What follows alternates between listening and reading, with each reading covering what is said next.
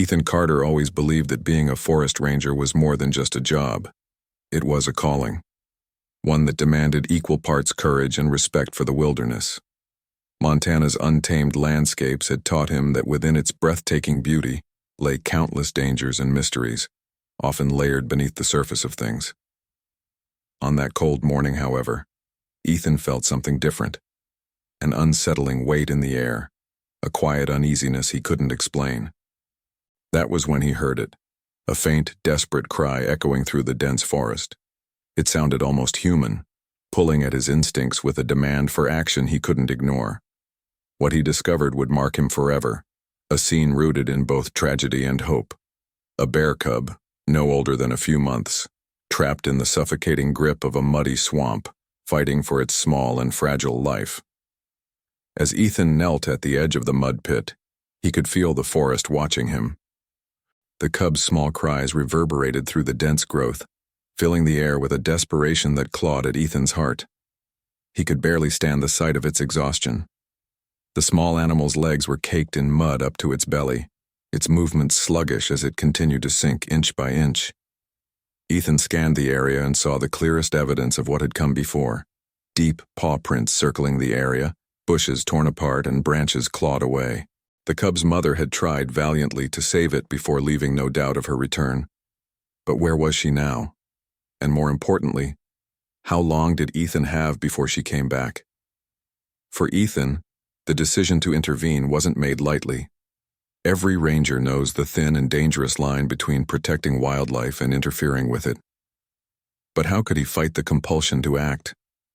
Leaving the cub to its fate wasn't an option that his moral compass would accept. Slowly, Ethan began to move closer, knowing that every step into the mud carried a risk not only to himself but to the delicate balance of nature he so fiercely worked to protect.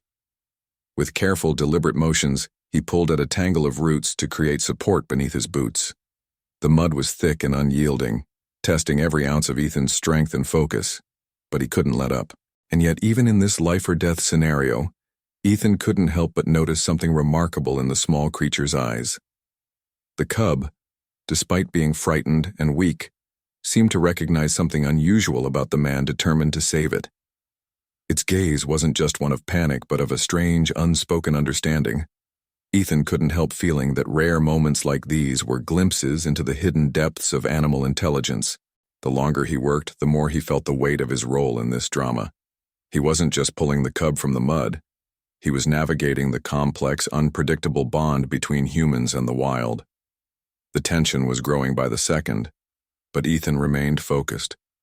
The forest, so alive and vibrant around him just minutes ago, now seemed eerily quiet, as if holding its breath. With his every motion becoming slower as the mud thickened, he suddenly froze. His instincts kicked in before his logic could. She was back. The mother bear emerged from the trees with a silent but commanding presence, her massive figure a shadow against the afternoon light. Ethan's heart pounded. This was the moment most rangers are trained to avoid at all costs. Would she attack him? Did she even realize what he was trying to do? For a split second, the world seemed suspended, teetering on the edge of the unknown. Ethan held his breath, his muscles tensing as the mother bear stepped closer. Her every movement was slow but purposeful, her massive frame radiating a quiet yet undeniable authority. Her deep eyes locked onto him, studying the scene with an intensity that seemed to strip away every barrier between human and animal. A deep-rooted primal fear buzzed through Ethan. It wasn't just about personal safety. This was the wilderness in its rawest form, unpredictable and unyielding. Any wrong move and everything could spiral out of control. He knew that when a bear mother's cub is at stake, even a seasoned ranger's knowledge of wildlife behavior can crumble under the weight of nature's instincts. Still, despite the gravity of the moment, there was something less threatening in the air. Ethan couldn't quite name what it was, but he felt it. Instead of charging or growling, something unexpected happened. The mother bear stopped, her massive paws sinking into the mud's edge as she tilted her head slightly, almost as if assessing the situation with more than just instinct. This wasn't a creature acting solely out of primal impulse. This was something more nuanced. She shifted her weight, sniffed the air, and watched Ethan's every move, almost like she was deciding whether or not to trust him. Ethan, kneeling in the mud and frozen in place, began to breathe again as he realized she wasn't charging. But why? Could it be sheer exhaustion from trying to save her cub before? Or was she somehow able to discern that Ethan wasn't a threat? It was a moment so surreal that it nearly felt still. And then, defying every bit of common understanding about animal behavior, the bear did something Ethan would never forget. She began to move closer, but not with aggression. Instead, she leaned down and nudged a large branch with her snout, pushing it toward the pit where the cub was stuck. Ethan blinked, his mind racing to process what was happening. Was she helping him? It didn't seem possible, not according to any wildlife training manual he had ever studied.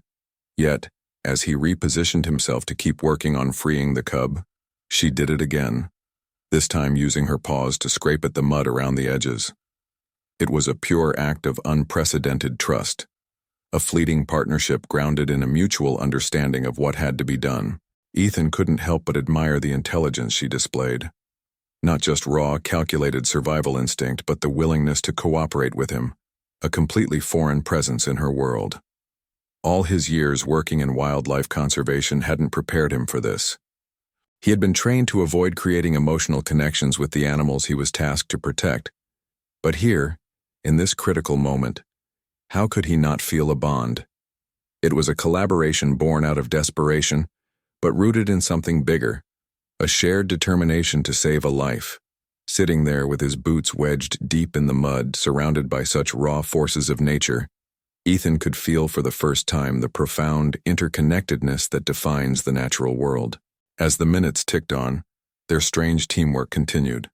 Every motion the bear made felt deliberate.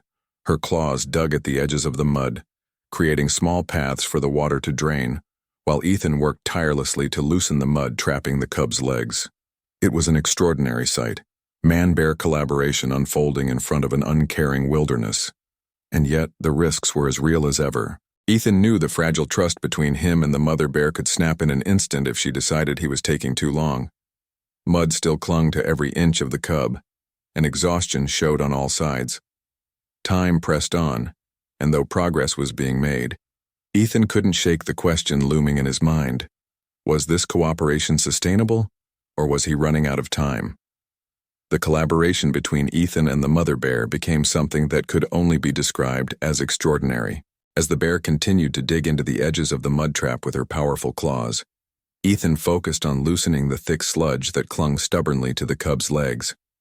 Every movement felt synchronized, as though an unspoken understanding existed between them. The bear would work on widening the edges while Ethan concentrated on the cub's most immediate predicament. The dynamic was surreal. Two beings from entirely different worlds, brought together by the shared goal of saving another life. In that moment, all the traditional rules of wildlife management seemed irrelevant. This wasn't about scientific protocols or guidelines. It was about raw, instinctive teamwork. The mud pit, however, refused to relent. Ethan kept slipping as his arms grew heavier with exhaustion, each pull at the mud testing the limits of his resolve. While the mother bear continued to scrape away layers of mud, the cub let out a soft, pitiful whimper, a sound that reignited Ethan's drive despite the growing doubt he felt creeping into his mind. The weight of the mud wasn't just physical. It was a reminder of nature's harsh indifference to survival. Yet at the same time, the bear's persistent assistance was something that almost seemed to defy nature's rules, making Ethan feel as though they were rewriting them, moment by moment. He knew this was a sight unlikely to ever be witnessed again. A man-bear collaboration unfolding in front of his very eyes. At one point, Ethan noticed that the mother bear wasn't just working aimlessly. Her movements had become more precise, targeting areas of the mud that seemed to create the most resistance. It was as though she had adapted her efforts based on what she observed Ethan doing. He couldn't help but be struck by the intelligence behind her actions. Could she really comprehend what was happening at such a level? The idea challenged everything he had been taught about wildlife behavior. Ethan found himself questioning the limits of animal intelligence. If this was instinct alone, it was far more sophisticated than science often gives credit for. Various moments of interaction between man and bear suddenly shifted in meaning for him. Was this trust, intelligence, or something beyond comprehension? The tension of the situation made time feel elastic. It both dragged on and sped past. Ethan noticed how acutely aware he had become of every sound, every movement, and every breath, not just of his own but of the bear as well. She too seemed attuned to the challenges of the moment, pausing only to check on her cub when necessary. The cub, while struggling less, still appeared exhausted. It was clear it wouldn't have lasted long without their combined efforts. This heightened symbiosis unfolding before Ethan felt almost spiritual, as if the forest itself had granted them this brief allowance to work in harmony. It was a fragile balance. When you're working alongside nature, the line between cooperation and chaos can get impossibly thin. Finally, after what felt like an eternity, Ethan managed to free the cub's leg from the last layer of muck. Carefully, he shifted the small bear upward into the mud's outer edges, his heart pounding as he watched the cub stumble toward its mother. She immediately stepped in, checking its condition with motherly precision. Ethan sat heavily on the ground, utterly drained, watching the scene unfold. It was a moment charged with an emotional connection that words could hardly describe. The mother bear, after reuniting with her cub, paused and turned her massive head toward Ethan. Their eyes met in a way Ethan would never forget. It wasn't just gratitude. It was a brief, silent acknowledgement of something far greater than survival, a shared understanding between two entirely different worlds. When everything seemed to finally return to the natural flow of life, Ethan stood still, watching as the mother bear guided her cub away from the mud and deeper into the forest. Her movements, though slow, carried the determined grace of an animal that knew exactly where she needed to go. The cub, though visibly shaken and weak, clung closely to her side, taking unsteady steps but remaining on its feet. Ethan, on the other hand, stayed rooted to the ground, hardly able to process the magnitude of what just happened. Exhaustion weighed heavily on his shoulders, but it was nothing compared to the flood of emotions overwhelming him. Relief, awe, and a profound sense of gratitude for the rare moment he had just shared with nature. This wasn't just another day in the wilderness. It was a memory etched into his soul. In the days that followed the encounter, Ethan couldn't stop thinking about it. He had expected the mud pit to be a chaotic and dangerous event, and yet in those tense, unpredictable moments, it had turned into something much greater. What stayed with him most was the way the mother bear had chosen to trust him, an act that defied every expectation he had about nature's unyielding rules.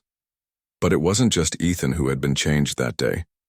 The forest itself seemed to bear new meaning for him, as if it had shifted slightly in its essence. Ethan had always respected the wilderness, but now he felt a deeper connection, a humbling understanding of its intricacy and its capacity for moments of peace and cooperation amid the chaos. Perhaps the most surprising part of the experience, however, was what came next.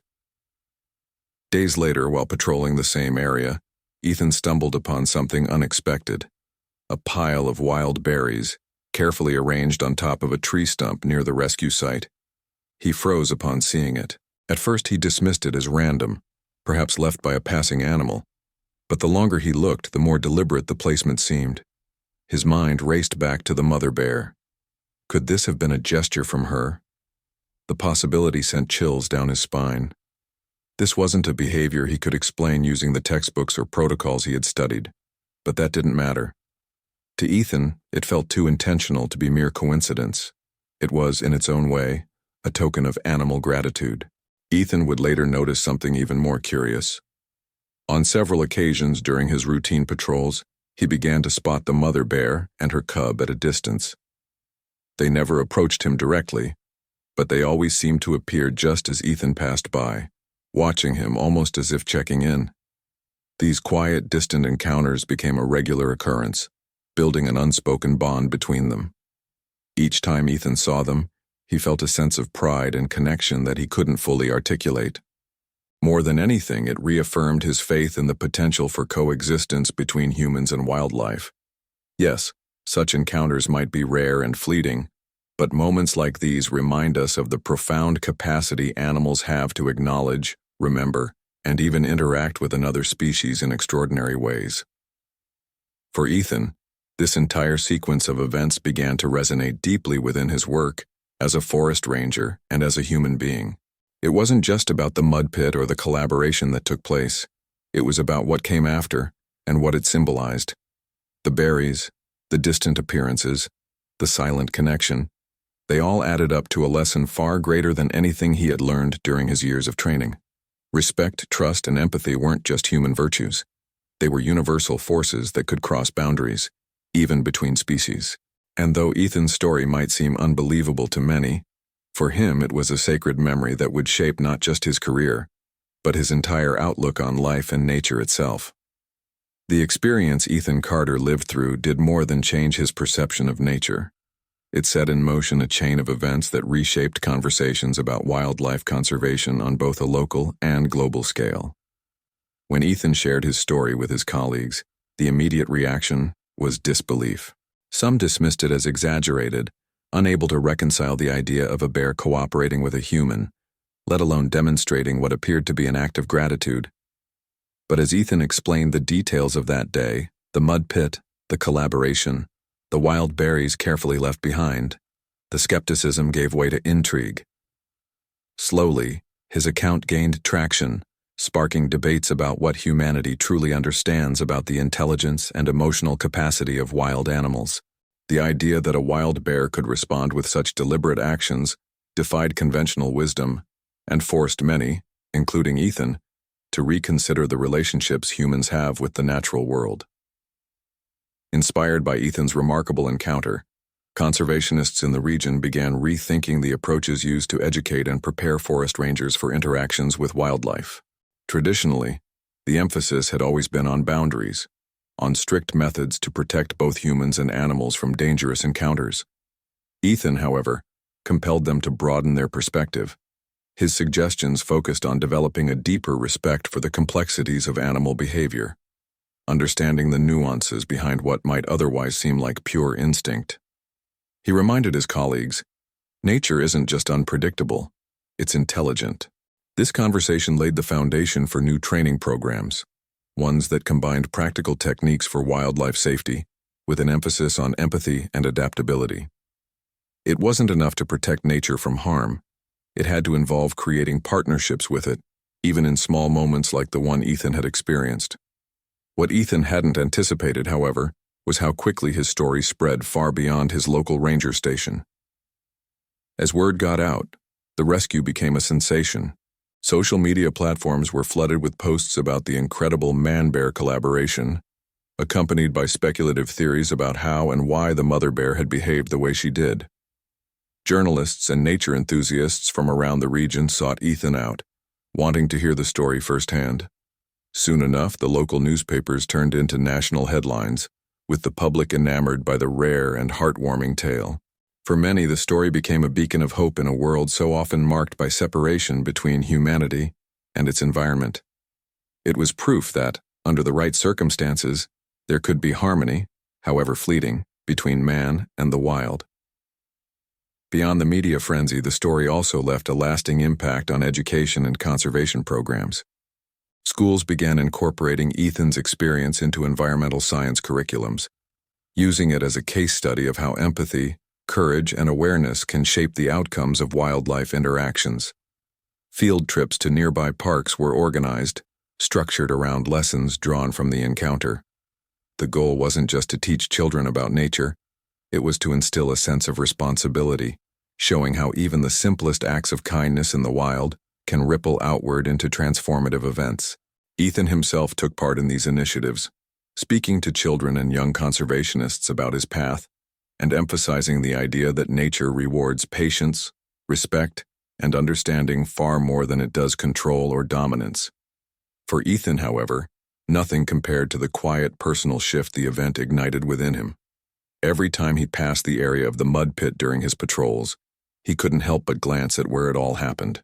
His mind returned not just to the cub's cries or the mud's crushing weight, but to the silent gaze of the mother bear in the end, her acknowledgement, her trust.